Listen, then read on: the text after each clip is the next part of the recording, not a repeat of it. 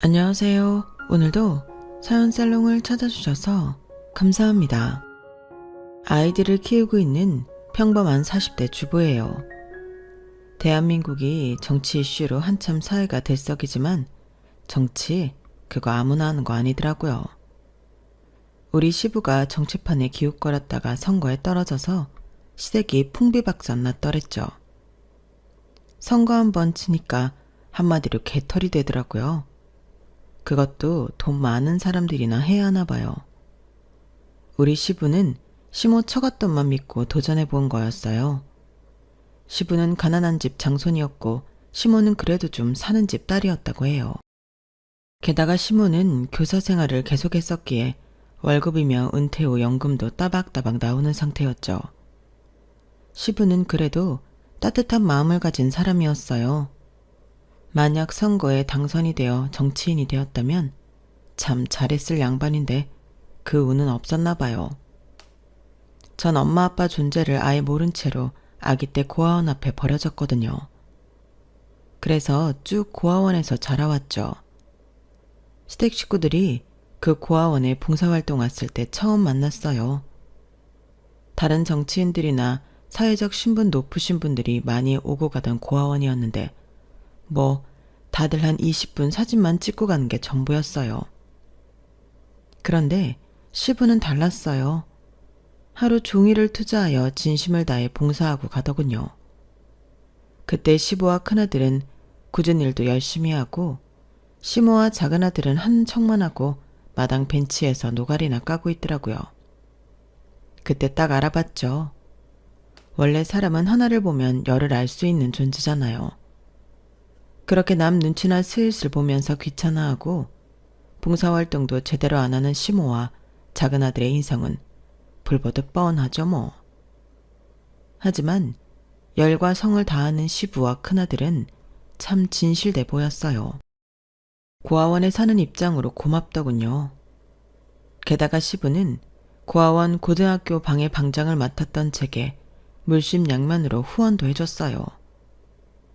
제게 시부는 키다리 아저씨나 다름없었어요. 결혼 전부터 존경하는 분이었기에 정말 아버지처럼 여겼어요. 결혼 후 세월이 흘러 시부가 치매에 걸려 벽에 똥칠할 때도 다 치워드렸어요. 자식들이나 동서, 시모조차 더럽고 힘든 뒷바라지 안 하려 할 때 제가 나서서 내 아버지처럼 수발 다 들었어요. 시모나 동서, 시동생은 정말 독하고 나쁜 사람들이었어요. 자기 아버지고 가족인데도 그냥 외면해버리더군요. 특히 결혼할 때부터 반대가 극심했던 시모는 결혼 생활 중에도 절 싫어했어요. 제가 고아원 출신의 근본 없는 여자라면서 말이죠. 국문학과 석박사 출신으로 대학 강사를 띄고 있던 동서만 예뻐하더군요. 아직 시간 강사에 불과하고 교수가 될 길은 요원한 동서였지만 우리 강교수 하면서 호칭에 꼭 교수자를 붙이더라고요. 원래부터도 싸가지가 바가지였던 동서는 시댁 식구들의 예쁨에 더욱 싸가지가 없어졌어요. 형님인 저를 버러지 취급했어요. 우리는 시부와 시모의 뜻대로 한 지붕 세 가족으로 동서네와 모두 함께 살았거든요. 지금은 모두 분가하여 각자의 집에 살고 있지만 그땐 진짜 그 집이 너무 싫었죠. 시장 보고 그 집에 들어가려고 하면 도살장에 끌려가는 돼지 마냥 발길이 안 떨어지더군요. 그 집에서는 마치 계급이 제인 것 마냥 저를 하층민 취급했어요. 친절했던 시부와 남편만 믿고 그나마 계속 살 수 있었던 거죠. 그렇게 변하지 않을 것만 같던 시모의 태도가 그래도 어느 한순간 결정적인 포인트로 인해 바뀌더군요. 그게 어떤 포인트였는지 궁금하시죠? 제가 사연살롱 여러분들께 다 말씀드리려 해요. 시댁에서 겪었던 일들 뿐 아니라 제가 살아왔던 발자취 모두 말이죠. 결론적으로 지금은 매우 부유하고 여유롭게 잘 살고 있거든요. 이렇게 되기까지 얼마나 많은 고난과 고초를 겪었는지 한번 들어봐 주세요. 아마 혀를 내두르실 거예요. 그럼 지금부터 시작해 볼게요. 제가 요즘 가장 심혈을 기울이는 일은 바로 내 친엄마 아빠를 찾는 일이에요. 저를 낳아주신 혈육 말이죠. 그런데 고아원에 정식으로 맡겨진 것도 아니고 추운 겨울날 사과 상자 안에 이불로 꽁꽁 싸매져서 있었다고 해요. 그러니 서류도 없고 심지어 제가 언제 태어났는지도 명확하지 않아요. 그저 고아원에 버려진 날을 생일로 정해서 아직도 가족들과 케이크 놓고 생일 축하는 하고 있어요. 그런데 생일 축하합니다 하고 우리 아이가 노래를 불러줄 때마다 내 가슴에선 피눈물이 흘러요. 우리 엄마 아빠는 뭐 하시는 분이었으며 어떻게 생겼을까? 사진 한 장이라도 포대기 속에 넣어서 버려졌다면 그 사진을 보물처럼 여기며 상상이라도 해볼 텐데 아직까지 제가 성숙하지 않나 봐요. 엄마 아빠에 대한 원망스러운 마음이 가시질 않네요. 하지만 실제로 만나게 되면 전혀 원망스러운 내색을 안 하고 잘해드릴 자신 있는데 너무 절실하네요. 고아원 동기 중 한 명도 친부모님을 찾은 친구가 있거든요. 그 친구를 보니 나도 언젠간 찾을 수 있다는 희망이 생겼어요. 여러분께서 제게 응원의 말 한마디 해주세요. 그토록 그리워하던 엄마 아빠를 찾을 수 있을 거라고 말이죠. 생계를 신경 쓰지 않고 부모 찾는 일에 매진할 수 있는 건 생활에 여유가 생겨서예요. 구체적으로 말씀드리면 돈이 갑자기 많이 생겨서 제가 더 이상 맞벌이를 하지 않아도 됐고 심지어 집안일을 해주는 가사 도우미도 쓸 수 있게 됐거든요. 경제적 여유가 생기니 마음의 여유까지 덩달아 가질 수 있게 되네요. 살면서 돈이 최고는 아니겠지만 그래도 돈이 있으니 참 좋은 것 같아요. 전 고아원에서도 부지런히 살았던 것 같아요. 공부를 엄청나게 열심히 하진 않았지만 함께 사는 친구들이 잘 지낼 수 있도록 허드렛 일도 마다하지 않았죠. 고아원에서 시댁 식구들을 처음 만났던 이야기를 다시 꺼내볼게요. 그날도 정치판을 기웃거리는 어떤 분이 오셨다기에 또 사진만 찍고 가나보다 했어요. 그런데 그 아저씨는 다르더군요. 무려 아침부터 밤까지 하루 종일 시간을 투자하여 온갖 굳은 일을 묵묵히 다 하고 가셨어요. 그렇게 일을 같이 하면서 성실하게 생활하는 제게 좋은 말씀도 많이 해주셨죠. 경주 맞지? 저번에 왔을 때도 같이 생활하는 친구들을 위해서 마치 엄마처럼 살뜰히 챙기더니 오늘도 열심히구나. 내가 다 고맙구나. 몇 살이니? 칭찬 감사합니다, 아저씨. 전 고1이에요. 다들 엄마가 없고 선생님은 늘 바쁘시니 웬만하면 제가 친구들 다 챙겨주려고 노력해요. 아, 고1이야? 저기 저쪽에서 사과 갖고 있는 남자아이 보이지? 저 친구가 내 큰아들인데 경주랑 동갑이구나. 이름은 박수찬이야. 가서 우리 수찬이 좀 도와주겠니? 앞으로 여기 봉사활동 가끔 올 텐데 서로 친해지면 좋지 뭐. 저는 아저씨 말대로 박수찬이라는 아저씨 큰아들을 돕기 위해 조리실로 왔어요. 수찬이는 제게 존댓말을 쓰더군요. 사과 깎는 거 도와줘서 고마워요. 야, 진짜 예쁘게 잘 깎으시네요. 워낙 많은 양이라 저 혼자는 힘들었는데. 수찬이는 아저씨와 똑같이 생겼더군요. 심지어 너털웃음 짓는 것도 비슷했어요. 난 김경주라고 해. 수찬이 너도 고1이라며. 너희 아버지한테 들었어. 서로 동갑끼리 존댓말하지 말고 말 놓자. 앞으로도 가끔 올 거라며? 여긴 내 집이나 다름없으니 내가 많이 도와줄게. 고아원 봉사활동이 너무 힘들면 계속 안 올까 봐. 그게 무슨 소리야. 경주 널 보기 위해서라도 앞으로 자주 와야겠다. 사람 좋은 너털웃음을 짓던 수찬이는 그 이후에도 한 달에 한 번 이상은 봉사활동을 꼬박꼬박 왔어요. 그럴 때마다 점점 가까워졌어요. 가족들과 함께 왔었는데 수찬이의 엄마와 남동생은 영 아니올시다였어요. 억지로 끌려온 듯한 모습은 여타 다른 봉사자들과 다름없었는데 거기에 더해 고아원 아이들을 버러지 취급했어요. 아, 고아원 냄새. 이거 비싼 옷인데 내 옷에 냄새 배는 거 아닌지 모르겠네. 아, 짜증나. 남편만 아니었으면 이런 데 오지도 않는 건데. 야, 너 머리 나한테 기대지 마렴. 네 머리에 이 있는 거 아니야? 옮으면 어떡해? 머리 처리 치우라고. 전 고아원에서 함께 생활하던 동생을 거지 취급하며 저딴 식으로 말하던 수찬이 엄마를 두고만 볼 수는 없었어요. 고아원 아이들은 내 친가족, 내 친동생이나 다름없었으니까요. 아줌마, 여기 오기 싫으면 앞으로 오지 마세요. 괜히 억지로 와서는 하기 싫은 봉사활동 하는 척하면서 사진이나 찍고 가려고 그러죠? 왜 가만히 있는 내 동생 건드려요? 우린 거지가 아니에요. 아줌마도 왕비가 아니고요. 뭐? 이 조그만 게 어디서 어른한테 대들고 지랄이야? 역시 애미애비 없는 티를 팍팍 내는구만. 이래서 사람은 가정교육을 잘 받아야 하는데 뭐 여기가 인간 사육장이나 다름없지. 교육은 무슨 교육을 받겠어. 아, 무식한 거 상대해봤자 내 입만 아프지. 너 꺼져. 아줌마나 꺼져요. 여기가 무슨 동문원인 줄 알아요? 진짜 어이가 없네. 전 끝까지 눈을 희번뜩거리며 바른 말을 해댔어요. 그 아줌마는 제게 손찌검까지 하려 팔을 높이 들었고 그 순간 수찬이와 수찬이 아빠가 와서 둘을 뜯어 말렸어요. 아우, 수찬 엄마, 얼른 집에 갑시다.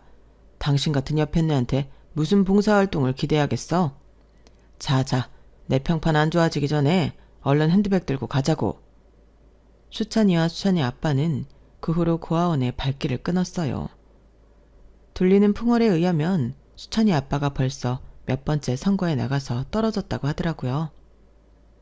사진만 찍고 쌩하니 가버리던 다른 정치 지망생들과는 달랐는데 내심 안타까웠어요.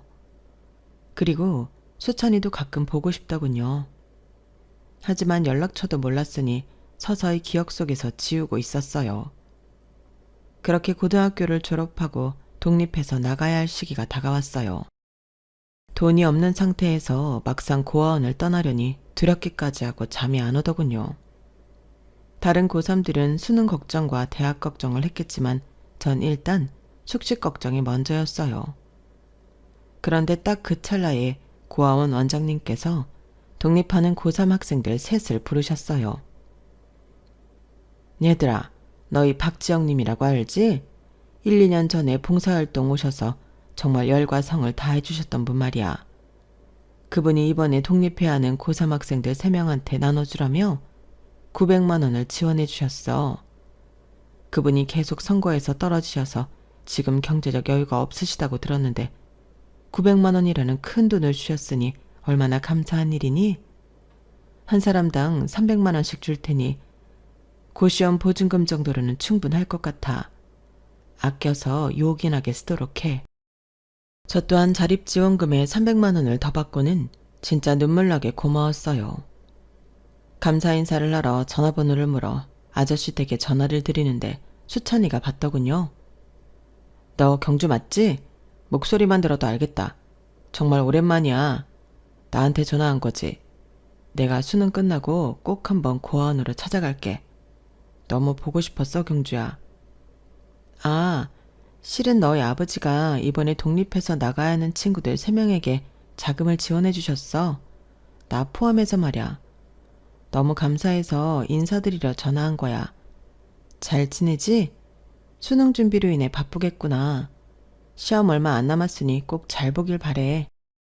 하고는 말을 이어가려 하는데 옆에서 수찬이 엄마가 전화기를 확 낚아채서 소리를 질렀어요.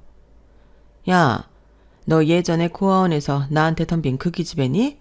너 우리 집에 왜 전화했어? 이 싸가지 없는 년이 이젠 우리 큰아들 꼬시라고 전화한 거야? 우리 수찬이 수능 며칠 남지도 않았는데 괜시리 마음 흔들어 놓지 마라. 넌 돈 없어서 수능도 못 보지? 이런 쓸데없는 전화할 시간에 나가서 돈 한 푼이라도 벌으란 말이야. 거지 같은 것. 그리고는 전화를 뚝 끊어버렸어요. 전 수찬이를 꼬시라고 전화한 것도 아니고 그저 수찬이 아빠에게 감사의 인사를 전하려던 건데 된 돈 욕만 듣고 끊으니 그냥 눈물이 났어요. 다시 전화를 걸어 나도 그 아줌마한테 욕 한 바가지를 퍼부을까도 생각했지만 참았어요. 어차피 다시는 안 볼 사이일 테니 말이죠. 하지만 나 대신 날 위해 싸워줄 가족 한 명 없다는 게 너무 서러웠어요. 그날 밤 참으로 서럽게 울었네요. 그렇게 또 5, 6년이 지나고 전 닥치는 대로 알바를 하며 생계를 유지했어요. 아니, 생계를 유지하는 수준이 아니라 허리띠 졸라매고 안 쓰고 통장에 차곡차곡 모으다 보니 돈이 꽤 쌓이더군요.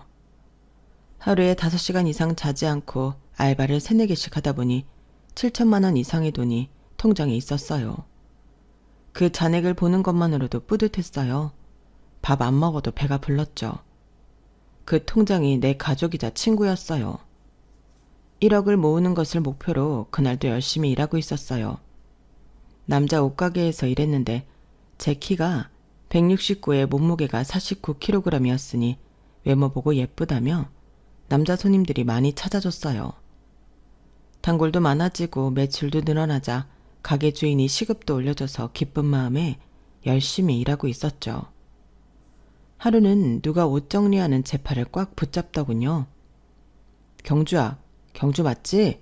널 찾으라고 진짜 노력 많이 했는데 고아원에서도 이제 너의 핸드폰 번호를 모른다고 하셔서 발만 동동 구르고 있었어. 우리 집 아직 집 전화 있는데 전화 좀 해주지 그랬어. 네 전화를 얼마나 기다렸는데. 그 남자는 바로 수찬이었어요. 고등학교 때의 모습하고는 좀 다르게 남자다워졌더군요. 수찬이는 거의 울먹이며 절 보고 반가워했어요. 수찬아, 정말 반갑다. 그때 너희 어머니께 한 소리 듣고는 무서워서 전화 못하겠더라고. 이제 대학 졸업했어? 벌써 시간이 많이 흘렀는데 날 기억해줘서 고마워. 기억만 한 줄 알아? 널 너무 만나고 싶었고 이야기 나누고 또 안고 싶었어. 에이, 다시 너와 헤어지게 될까봐 그냥 여기서 말해야겠다. 널 처음 본 순간부터 좋아하고 있었어. 그동안 나 사는 것도 바쁘고 연락처도 모르고 해서 고백을 못하고 있었지만 한순간도 널 잊은 적 없어. 다시는 내 곁을 떠나지 말아줘. 어서 핸드폰 번호 알려줘. 끝까지 널 놓지 않을 거야. 5, 6년 만에 처음 만나서 제 팔을 부여잡고는 대뜸 사랑 고백을 하는 수찬이가 귀여웠어요. 옛날 그 순수한 마음이 여전하구나 싶었죠. 뭐 그날부로 우리는 사귀게 되었어요. 둘 다 성인이었기에 더 이상 수찬이 부모님 간섭 안 받고 핸드폰으로 연락하면서 다소 자유롭게 연애를 할 수 있었죠. 우린 서로 지난 몇 년간 있었던 일들을 공유했어요. 남친 집안에는 참으로 다사다난한 일들이 있었더군요. 우리 아빠는 그 후로도 정치에 도전했지만 번번이 미끄러지셨지. 그렇게 선거판에 쓴 돈만 수십억이야. 그래도 좀 잘 살던 외갓집에서 끌어오던 돈도 다 떨어지고 교사인 우리 엄마 월급으로 생활해야 했어. 나와 내 남동생은 대학 졸업 후 유학까지 꿈꾸고 있었는데 다 물거품이 됐고 나는 공무원 시험 준비 중이야. 남동생은 대기업 쪽 취업을 생각하는 것 같아. 집에 대출도 얼마나 많은 줄 몰라. 그거 갚으려면 몇십 년도 더 걸릴 것 같아. 참으로 막막하게 하루하루를 살고 있었는데 그래도 경준을 만나게 되니 마치 한 줄기 빛을 얻은 느낌이야. 넌 아마도 나보다 더욱 힘들게 살아왔겠지? 경주야, 우리 사귀게 된 지 얼마 되진 않았지만 내가 공무원 합격하면 우리 바로 결혼하자. 널 다시는 잃고 싶지 않아. 이런 얘기 웃기지만 고3 때 널 보는 순간 너 같은 여자랑 결혼하고 싶다는 생각이 강하게 들었어. 진짜 우습지? 지금은 너나 내 처지나 돈 없기로는 마찬가지이니 우리 엄마 아빠도 반대 못 하실 거야. 나 공무원 시험 준비 열심히 할게. 나만 믿고 따라와. 사귄 지 한 달도 채 되지 않았는데 결혼 이야기까지 듣게 되니 조금 당황했지만 남친은 그만큼 비장했어요. 그의 진지한 태도에 웃을 수도 없었고 그저 알았다고만 했어요. 그렇게 한 6개월쯤 지나고 남친은 전부터 준비해오던 9급 공무원에 합격했어요. 그리고 딱 3달 뒤 전 덜컥 혼전 임신을 해버렸어요. 그때 제 나이 27세였는데 뭐 엄청 빠른 나이는 아니었지만 남친 집안에 우리 교제마저도 비밀로 하고 있었거든요. 어디서부터 어떻게 말을 꺼내야 할지 엄청 망설여졌어요. 하지만 남친은 제 임신 사실에 행복해하며 자기 가족들한테 얘기를 다 해놨다고 하더군요. 걱정 마, 경주야. 내가 임신 사실까지 다 말해놨어. 우리 가족들 모두 축복해줄 거야. 그 말만 믿고는 남친 집의 가족들을 찾아뵈러 갔는데 문을 열고 들어가려 하자 대뜸 남친 엄마가 제게 굵은 소금을 뿌려댔어요. 신발장에서부터 말이죠. 야, 너 고아 주제에 우리 수찬이한테 어떻게 꼬리를 쳤길래 결혼 얘기며 임신 얘기까지 나오게 해? 너 진짜 죽고 싶어? 임신 공격하면 다야? 뱃속에 애가 우리 수찬이인지 어떻게 증명할 건데? 다른 놈이면 어쩌려고 배부터 들이밀고 우리 집 들어오는 건데? 아, 열받아. 말이 다 끝나기도 전에 남친 엄마는 남친과 남친 아빠에 의해 안방으로 끌려갔어요. 그 상황 속에서 더 열받는 건 바로 굵은 소금 그릇을 들고 있던 남친의 남동생이었어요. 참네. 요즘 세상에 혼전 임신으로 남자를 꼬시다니. 술집에서 일하다가 온 꽃뱀 아닌가 몰라? 굵은 소금을 머리카락에서 털어내고 있던 저는 남친 남동생의 면상을 똑바로 보며 말했어요. 어이, 수찬 씨 동생 박수철 씨 맞지? 이 아이를 지키기 위해서 되게 실컷좋건 난 이 집안 큰 며느리로 들어올 거야. 초면에 형수 될 사람한테 말이 좀 심하네? 얘를 밥 말아먹었나? 꽃뱀? 내 시동생 될 사람이라 참고 있는 거지. 밖에서 만났으면 넌 되졌어. 제가 눈에 살기를 띠며 말하자 남친의 남동생은 슬금슬금 집 방으로 들어가더군요. 남친과 남친 아빠가 나와서 사과하며 절 반겨줬어요. 경주야, 정말 오랜만에 보는구나. 그래, 뱃속에 내 손주도 있다고? 넌 이제 누가 뭐래도 내 며느리다. 우리 마누라가 방금 한 짓은 용서해다오. 집은 누추하지만 어서 들어와서 소파에 편히 앉으렴. 상견례 아닌 상견례는 그렇게 끝이 났어요. 예비 시모가 날 싫어하건 말건 뱃속에 아이가 무럭무럭 자라고 있으니 저는 남친과 결혼해야만 했어요.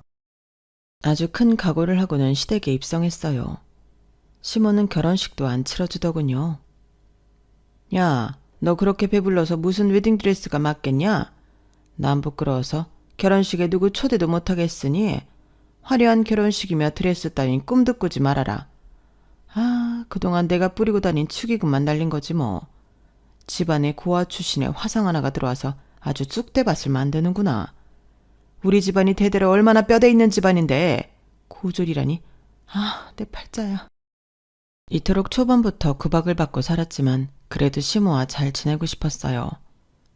어차피 평생 내 가족이 되어 같이 살 사람이었으니까요. 제가 고아로 오랜 시간 홀로 지내다 보니 사람의 정이 너무 그리웠어요. 제가 모은 돈으로 조그만 단칸방에서 따로 살 수도 있었지만 시모와 시부가 하란 대로 합가를 택했어요. 그리고 가혹한 시집살이가 시작이 되었죠. 딸아이를 낳았고 아이를 키우면서 파트타임으로 야간 편의점 알바도 병행해야 했어요. 남편 공무원 월급이 그리 많지 않았고 시댁 어른들도 빚 갚기에 바빴거든요. 시모와 시동생의 구박 속에서도 시부와 남편이 따뜻하게 보듬어줬고 내 편이 돼줬기에 숨쉬며 살 수 있었던 것 같아요. 눈에 가시 갔던 시동생은 대기업에 취업이 되었고 바로 대학 강사로 일하고 있던 여자를 데려와서 결혼하겠다더군요. 그 여자는 뱁새 눈에 아주 인상이 안 좋았어요. 국문학으로 국내 대학에서 석박사까지 밟았다던데 아직 시간 강사임에도 불구하고 시모는 동서가 고학력자라며 너무 좋아했어요. 동서를 강교수 하며 예뻐했죠. 우리 둘째 아들하고 강교수가 스몰 웨딩을 한단다. 요즘 그게 유행이라며? 그쪽 집안이 나와 같이 학교 교사 집안이래. 참으로 격조 있는 사도를 만나서 다행이야. 큰아들 결혼할 땐 웬 근본 없는 꽃뱀 같은 애가 애까지 배워와서 결혼식도 못 치르고 아주 내 사회적 체면이 말이 안 되는데 말이야. 그래서 말인데 너는 그날 집에서 청소나 하고 있어라. 다들 배운 사람들만 있는데 큰 며느리가 고아원 출신이 어쩌니 말 도는 거 원치 않는다. 잘 됐네. 가족들 없을 때 문 활짝 열고 대청소나 하고 있어. 어머니, 저도 그런 자리 안 가면 편해요. 근데 이유가 너무 기가 차고 웃기네요. 누가 들으면 어머님이 무슨 귀족 출신인 줄 알겠어요. 지금 시댁에 대출이 대체 얼마나 있나요? 빚 많은 것도 그쪽 사돈댁에서 아실란가 모르겠네요. 참네. 좋아요. 그럼 그날 남편한테 아기 맡기고 전 하루 여행이나 다녀올게요. 아니, 그 다음 날도 쭉 연휴이니 아예 3박 4일 저 혼자 여행 다녀올 테니 어머님이 밥 차리고 청소하고 다 해보세요. 저도 절대 지지 않았어요. 시모와 시동생이 절 깔보고 비아냥될 때마다 더 세게 받아쳐버렸어요. 그래서 그들의 구박이 좀 줄어들었죠. 그런데 이럴 수가. 동서로 들어온 여자가 아주 한술 더 뜨더라고요. 시동생이 결혼할 때쯤 우리는 24평 시댁 아파트에 다 함께 복작거리며 살고 있었는데 워낙에 인맥이 넓었던 시부의 지인으로부터 희소식을 듣게 되었어요. 얘들아, 내 사업하는 친구가 미국으로 이민을 가게 됐는데 65평 아파트를 아주 싼 전세로 우리한테 살라고 하더구나. 방이 무려 5개래. 우리 아들들이 결혼하면 다 같이 한 집에 사는 것이 꿈이었는데 이제야 그 꿈을 이룰 수 있게 됐구나. 둘째네도 신혼여행 마치면 합가해서 다 같이 살자꾸나. 시동생네는 정말 싫은 표정이었지만 시부의 뜻이니 한 지붕 세 가족이 되어 다 함께 살게 되었어요. 65평 아파트라니 정말 황홀했어요. 그저 희소식인 줄로만 알았어요. 그런데 그때부터 본격적인 스트레스가 시작되었죠. 집안 분위기를 파악한 동서 또한 절 깔보기 시작했거든요. 아니, 편의점 알바 정도 하는 주제에 무슨 큰일 하신다고 집안일을 이리도 방치하시나요, 형님?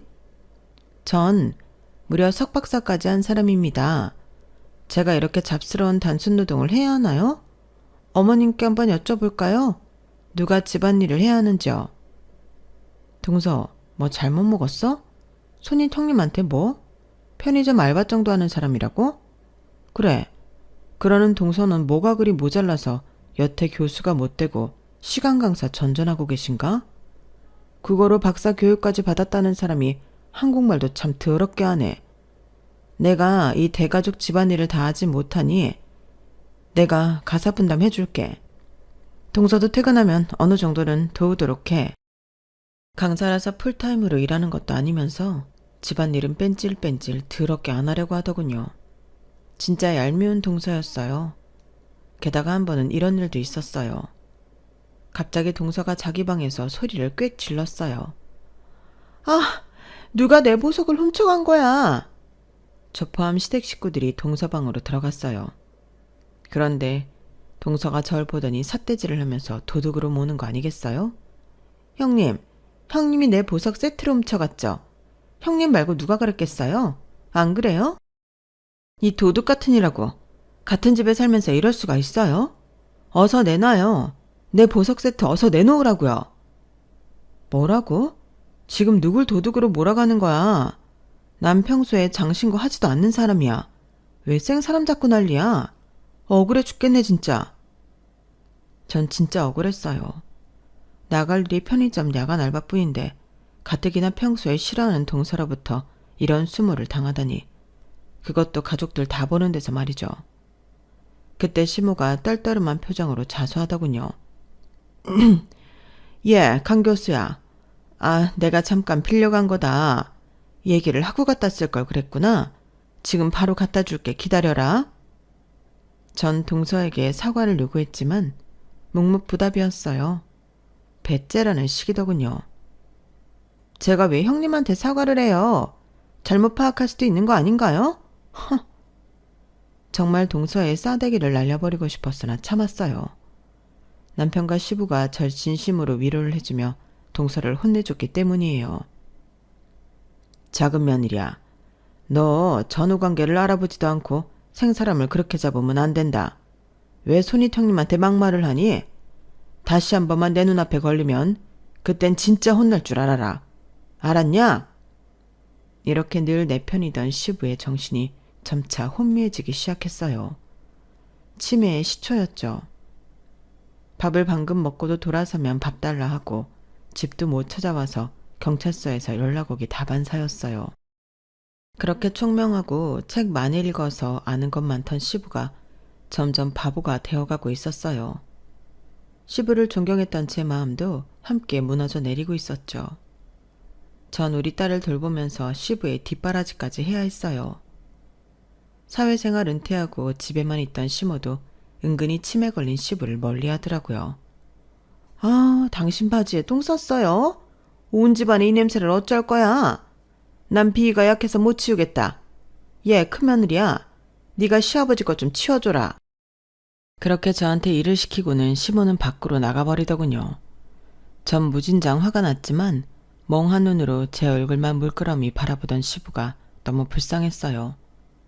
어쩔 수 없이 시부의 대변 수발을 들어야 했죠. 그 후로도 시부의 상태는 점점 악화되어 벽에 칠하는 수준까지 갔어요. 집안 가족들 존재를 까맣게 잊어버렸는데 딱 한 사람 저만 기억하더군요. 경주야, 경주야 어딨니? 이리 오려무나. 치매 걸린 시부는 늘 저만 찾았어요. 맨 처음엔 힘에 부쳤지만 지금까지 내 편이 되어주며 친아빠처럼 잘 대해줬던 시부의 마음이 떠올라 내 딸 뒷바라지 하듯이 시부를 살뜰히 챙겼어요. 집안일조차 제대로 하지 않던 동서는 치매 걸린 시부를 거들떠 보지도 않았어요. 남편은 공무원임에도 불구하고 야근을 밥 먹듯이 하던 직렬이라 늘 바빴고 시동생과 시모는 원래 나쁜 인성이었으니 자기 가족임에도 불구하고 외면하더군요. 전 최선을 다했지만 시부는 몇 년 만에 심장마비로 돌아가시고 말았어요. 시모가 같이 자기 싫다고 다른 방 차지하고 시부를 혼자 재우는 바람에 심장마비가 왔어도 심폐소생술 하나 해주는 사람 없이 쓸쓸히 돌아가시고 말았죠. 막상 아이처럼 챙겨줘야 할 시부가 돌아가시니 가슴이 뻥 뚫린 것 마냥 허전했어요. 내 친아버지가 돌아가신 것처럼 슬펐어요. 그렇게 몇 년이 흐르고 원래도 신장이 안 좋았던 시모가 급기야 투석을 하기 시작했어요. 불쌍한 표정으로 가족들을 앉혀놓고 하소연했어요. 얘들아, 투석은 한 10년이 한계라고 하더라. 이 애미가 그냥 죽게끔 내버려 둘 거니? 정말 면목 없지만 가족 중 신장이식을 받고 싶구나. 병원에서 검사라도 한번 받아봐 주겠니? 우리 부부와 동선의 부부 이렇게 4명이 병원에 가서 검사를 받아봤어요. 그랬더니 아들 둘 다 시모한테 신장이식 수술을 해줄 수 있다고 하더군요. 그 사실을 알게 된 시동생은 눈알이 빠르게 굴러가기 시작했어요. 입을 삐죽거리며 그러더군요. 형, 나 못해. 나 어렸을 때부터 몸 약한 거 알고 있잖아. 내가 엄마한테 신장 주면 난 제명에 못 살 거야. 나도 애가 있고 가정했는데 내가 죽으면 내 마누라랑 아이는 어떡해. 형이 엄마한테 신장 이식 해드려. 형이 큰아들이잖아. 옆에서 듣고 있던 저는 열이 확 받더군요. 아니 도련님, 어머님이 막내 아들이랑 동서 예뻐해서 이것저것 챙겨줄 때 넙죽넙죽 받아먹을 때는 언제고 정작 어머님 필요할 땐 발을 빼요? 뭐 우리 남편은 싱글인가요? 가정, 직장, 아이, 와이프까지 다 있는 건 매한가지인데 왜 우리 남편만 신장이식 해드려야 하나요? 대체 왜 그걸 당연하게 여기냐고요? 시동생네 부부한테는 우리 남편은 신장이식 못 해드린다고 외치고 왔지만 정작 집에 와서 시모의 측은한 얼굴을 보니 큰아들인 남편 마음이 흔들렸나 봐요. 미안한데 헌엄마, 나 우리 엄마 신장이식 해드려도 될까? 남편이 넌지시 제게 물었어요. 전 엄마 없이 자랐기에 어떤 마음인지 정확히 알진 못했지만 내 입장이라도 내 엄마 신장이식 100번도 더 해드렸을 거예요. 그래요 여보, 잘 생각했어요. 어머님 더 악화되기 전에 얼른 이식수술 진행합시다. 그렇게 남편은 시모에게 본인 신장 한쪽을 이식해드렸어요. 나란히 같이 수술대에 누워 수술 준비를 하면서 두 모자는 펑펑 울더라고요. 옆에서 지켜보던 제게도 시모가 처음으로 따뜻한 말을 해줬어요. 정말 고맙고 또 고맙다. 경준이가 수찬이 보고 얼른 신장이식 해주라고 했다며. 내가 이렇게 수술대에 누워보니 지난 일들이 주마등처럼 스쳐 지나는구나. 너한테 너무 모질게 대해서 미안하다. 정말 죄송하고 면목이 없어. 어려서부터 홀로 고되게 살아온 너를 너무 못되게 굴고 무시하고 타박했다. 시애미인 내가 인정하고 이렇게 잘못을 빌게. 내가 몸 회복만 되면 완전히 다른 사람으로 태어날게. 앞으로 우리 큰며느리 진짜 잘해줄게. 시모로부터 그런 따스한 말, 사죄의 말은 처음 들어봤기에 엄청나게 낯설었어요. 하지만 진심으로 제게 사과를 하는 모습을 보니 제 마음도 누그러졌죠. 어머님, 곧 수술 들어가셔야 할 분이 그렇게 울면 안 돼요. 얼른 진정하세요. 자식이 엄마한테 신장 이식 수술해주는 게 뭐 그리 대단한 일인가요? 하도 투석을 많이 하셔서 어머님 얼굴도 까매지고 영 보기 싫어요. 우리 남편 깨끗한 신장 이식 받으시고 얼른 다시금 건강 회복하세요. 아버님까지 돌아가신 마당에 집안에 어른이 있어야죠. 어머님의 그 사과 제가 받아드릴게요. 저도 어머님께 앞으로 더 잘할게요. 그렇게 수술을 앞두고 고부지간에 찐하게 화해를 했어요. 남편은 술, 담배 안 하고 정말 건강관리를 잘하던 사람이었기에 아마 신장도 좋은 컨디션이었나 봐요. 수술 후 남편과 시모 모두 빠르게 회복할 수 있었어요. 동서는 시모가 큰며느리인 제게 잘해주는 게 낯설게 느껴졌는지 더욱더 투덜댔어요. 원래는 본인만 극진한 대우를 받다가 시모가 제게도 잘해주니 심통이 났나 봐요. 그러거나 말거나 한 지붕 세 가족 속에서 우리 아이와 동생의 아이까지 모두 복작복작대며 살아가고 있었어요. 그러던 어느 날 시모가 중대 발표를 했어요. 자, 다들 모였지? 이제 우리가 손녀 손자들도 태어나서 식구가 많이 늘었으니 다들 분가를 해도 될 때가 온 것 같다. 나도 나 혼자 자유롭게 살아보고 싶어. 신장 이식 수술 받고 건강이 좀 좋아지니 노후를 즐기고 싶은 마음이 크다. 너희도 여지껏 내 눈치비 다 맞추느라 정말 고생이 많았다. 특히 우리 큰며느리 하은애미가 정말 수고했어. 내 남편 치매 수발까지 들었으니 말 다 했지 뭐. 요즘 세상에 이런 며느리가 어딨니? 나라에서 효부상을 세워줘도 시원찮지 암. 어쨌든 때마침 미국으로 이민 갔던 니들 시아버지 지인이 암 치료받으러 한국으로 돌아왔단다. 그래서 이 집을 좀 비워달래? 자, 다들 알아서 잘 살길 바란다. 말은 이렇게 해도 이 애미가 입 싹 씻지는 않을 거야. 무슨 말인지 알지? 그게 무슨 말인지 정확히는 모르겠지만 일단 집을 나가라는 말은 분명했어요. 드디어 시댁에서 탈출할 수 있다는 기분에 날아갈 것 같았어요. 그즈음 시모한테 사랑을 받는 며느리가 되다 보니 싸가지 없는 동서에게까지 친절해졌어요. 제 마음이 좀 유해지더군요. 동서네가 먼저 분가했는데 동서네 이사가는 날 남편과 함께 짐 정리를 도와주기로 했죠. 그런데 박스에서 웬 서류가 후두둑 떨어지더군요. 본의 아니게 그 서류의 내용을 보게 됐어요. 강남의 아주 유명한 아파트 계약서였어요. 거래금액 무려 25억짜리였죠. 동서를 붙잡고 물었어요. 동서, 지금 이 강남 아파트로 들어가려는 거야? 이거 뭐야? 이렇게 비싼 아파트를 언제 산 거야? 친정에서 돈 대주셨어? 친정은 무슨? 그 강남 아파트 어머님께서 우리한테 사준 지 오래된 거예요. 그동안 세만 주고 있었는데 드디어 들어가게 됐네요. 뭐? 25억짜리 아파트를 사주셨다고? 우리한텐 이런 방구도 없으셨는데 대체 언제? 왜? 어떻게 이렇게 비싼 아파트를 사주신 거지? 형님, 지금 무슨 취조예요?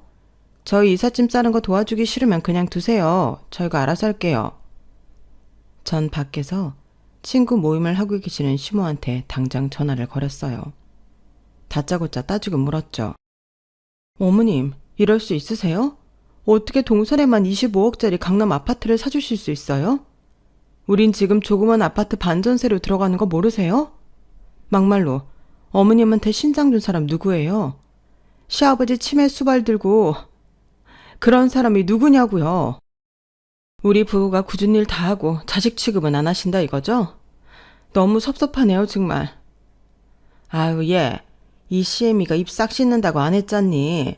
우리 큰아들을 내가 얼마나 아끼는데 너희 부부한테 줄 건 마련 안 했겠니? 한 5, 6년 전에 내가 친정으로부터 상속받아서 갖고 있던 천산이랑 땅이 그린벨트가 풀려서 대박이 났더랬지. 심지어 그쪽에 대기업이 들어와서 너도 나도 그 땅을 비싼 값에 사겠다고 난리더라. 그래서 아주 비싸게 팔고 현금으로 쥐고 있었다. 몇 년 전에 둘째네 강남 아파트 한 채 사주고 니네는 수익성 부동산으로 사주려고 발품 팔아서 시간 날 때마다 강남 빌딩 보러 다녔어. 얼마 전에 딱 마음에 드는 게 매물로 나왔더라.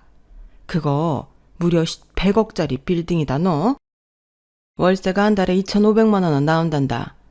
우리 큰아들이 공무원이라 월급이 적어서 살기 참 팍팍했지. 이제 원 없이 쓰고 살아라. 아껴서 똥 된다는 말 있지 않냐? 나중에 죽을 때 돈 이고지고 갈 것도 아니고 적당히 쓰면서 살 거라. 집은 니네가 알아서 고르도록 해라. 월세 모아서 사든지 아니면 일단 대출 받아서 사고 갚든지 마음대로 해. 쇳불도 당김에 빼라고 이따가 계약하도록 하자. 건물주인만 변하기 전에 얼른 도장이랑 신분증 갖고 나오도록 해. 속사포 같던 시모의 말 하나하나가 너무 놀라워서 심장이 배 밖으로 튀어나올 만큼 쿵덕거렸어요. 옆에서 다 듣고 있던 남편을 끌어안고 펑펑 울었더랬죠. 이렇게 해서 우린 무려 100억짜리 건물의 건물주가 되었어요. 물티슈 한 장 쓸 때마다 아까워서 티슈에 물 몇 방울 묻혀 쓰고 말까 고민하던 저였는데 이젠 아침 조식으로 뷔페도 자주 가고 가사 도우미도 쓰면서 편하게 살고 있네요. 이게 다 시모 덕분이에요. 시모가 전문가를 써서 세금 문제며 건물 관리까지 깔끔하게 처리해 주셨어요. 강남 아파트 받고 뻐기던 동선에는 시모한테 항의하고 저한테 전화해서 울분을 토하더군요. 자기네보다 4배 더 비싼 건물을 받았다면서 말이죠. 그런데 시모나 저나 딱 잘라 말했어요. 네가 한 게 뭐 있냐? 라고 하면서 말이죠. 얼마나 속이 통쾌했는지 몰라요. 시모도 은근히 입이 무거운 편이어서 몇 년간 거액의 금액이 통장에 들어온 것을 아무에게도 말 안 하고 있었나 봐요. 강남 25억짜리 집 받은 동선에도 시모가 대출받아서 자기네들 아파트 해준 줄 알고 있었더라고요. 어쨌든 동선회와는 발 끊고 살려고요. 아직 시모가 계시기에 인연까지 끊을 순 없겠지만 나중에 시모가 돌아가시면 그땐 정말 죽을 때까지 보고 싶지 않은 부분이에요. 앞서 말씀드렸듯이 제가 요즘 열 올리고 있는 건 우리 친엄마 아빠 찾기와 고아원 봉사예요. 고아원들을 돌아다니며 필요한 생필품 다 사가고 어려운 학생들 장학금도 지원해주고 있죠. 고아원에서 그 똘망똘망한 아이들의 눈빛을 볼 때면 마음속으로 피눈물이 나요. 어릴 적 제 처지를 보는 것 같아서 말이죠. 저출생 시대의 아이들은 한 명 한 명 너무 소중한 존재죠. 아무리 가족 없는 고아라도 모두들 원 없이 먹고 편하게 지내며 공부하고 싶은 만큼 할 수 있는 사회가 왔으면 좋겠네요. 저부터 실천할게요. 모두들 행복합시다. 여러분, 사연 댓글에 응원과 현명한 조언 부탁드려요. 좋아요와 구독은 저에게 큰 힘이 됩니다. 오늘도 좋은 일 가득하세요.